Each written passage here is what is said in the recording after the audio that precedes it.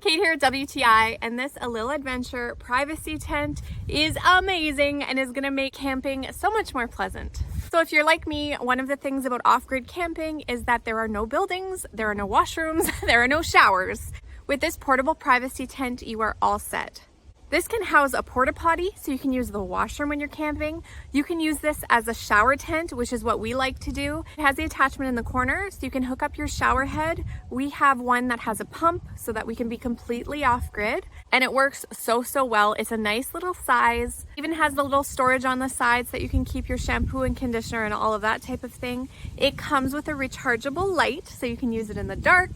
The top is a screen, so it's nice and breezy, but if you do want to have a little more protection, it comes with a top as well that you can add on. Now, if you're not using it for a shower and you want to have the base exposed, you can leave it as is, but if you would like to have a floor, maybe you're using it to change, whatever you need it for, it does come with a bottom.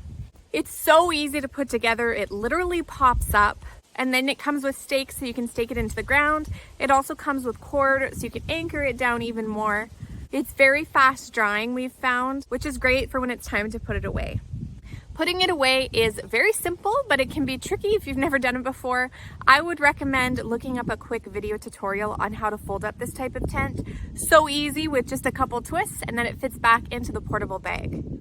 This is everything I wanted. Even if you're doing a day at the beach and you just want a place to be able to change in private, this is perfect for that. It's nice and slim, doesn't take up hardly any room, so it's very easy to take with you. So if this is what you're looking for, I think this one is an awesome option, and that's my point of view.